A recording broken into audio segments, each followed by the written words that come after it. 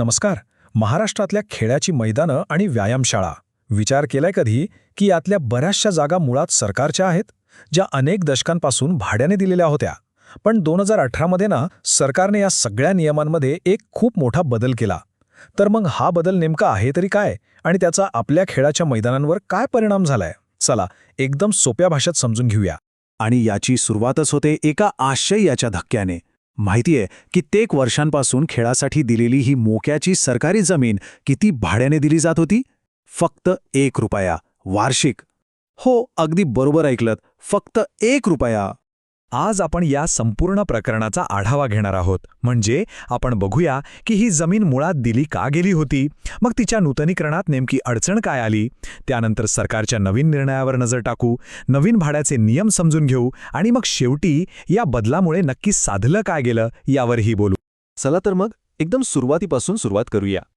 खेळासाठी सरकारी जमीन देण्याची ही कल्पना नेमकी आली कुठून आणि का? यामागे उद्देश खरं तर खूपच चांगला होता.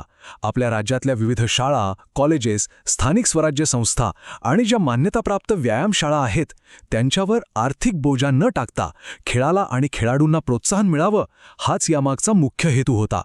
मग झालं असं की अनेक दशकांपूर्वी या जमिनी 15 किंवा 30 वर्षांच्या मोठ्या कालावधीसाठी अगदी नाममात्र दराने भाडेपट्ट्याने दिल्या गेल्या. उद्देश होता खेळाची मैदानं आणि व्यायामशाळा उभ्या करणं. पण काळ पुढे सरकत गेला आणि मग हे जे दीर्घकालीन भाडेपट्टे होते ते संपायला लागले. आणि इथेच एका नव्या समस्येची सुरुवात झाली. हो, आणि याच समस्येमुळे एका नवीन धोरणाची गरज पडली.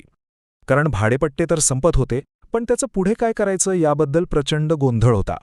प्रश्न हा होता की हे जे 30-30 वर्षांचे भाडे करार संपले तेव्हा नेमका झालं का? आणि याचं सरळ उत्तर होतं गोंधळ. कारण या करारांचं नूतनीकरण कसं करायचं याबद्दल कोणतंच ठरलेलं धोरण नव्हतं. म्हणजे प्रत्येक केस वेगळी. नवीन भाडं कसं ठरवायचं, करार किती वर्षांनी वाढवायचा याबद्दल काहीच स्पष्टता नव्हती. सगळाच कारभार अंधाधुंद चालला होता. आणि मग ह्याच गोंधळावर आणि अनिश्चिततेवर तोडगा काढण्यासाठी महाराष्ट्र शासनाने एक महत्त्वाचा निर्णय घेतला. आणि तो निर्णय म्हणजे हा शासन निर्णय. 16 नोव्हेंबर 2018 रोजी सरकारने एक नवीन नियमपुस्तिकाच समोर आणली, जिचा उद्देश होता की हा सगळा गोंधळ संपवून टाकायचा आणि भाडेपट्ट्यांच्या नूतनीकरणासाठी एक स्पष्ट, सरळ आणि सगळ्यांसाठी समान असं धोरण तयार करायचं.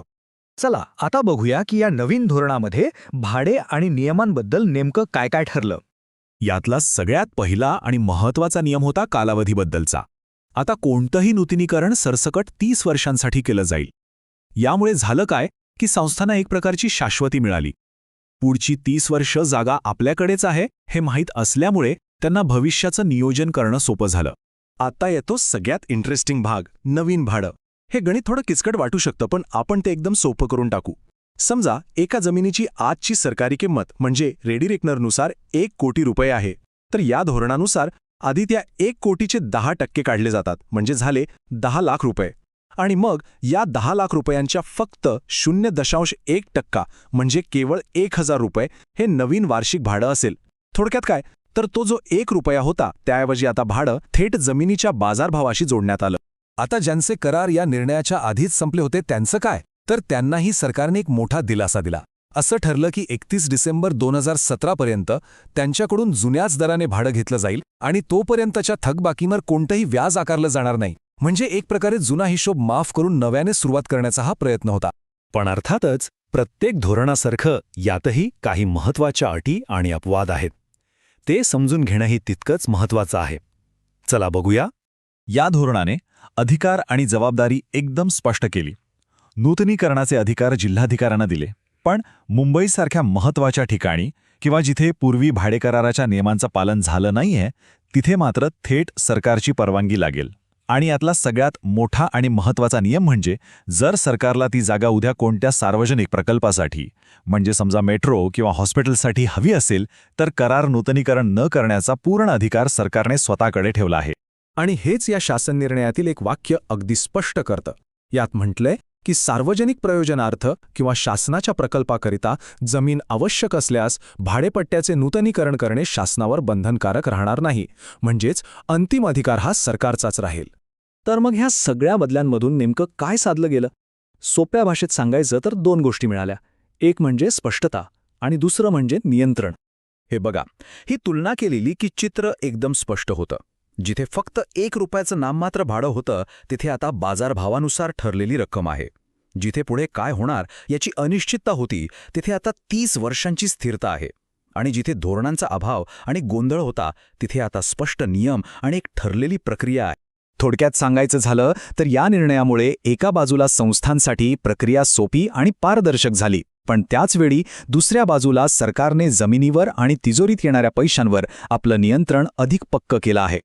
आणि जाता जाता एक प्रश्न ज्यावर विचार करायला हरकत नाही.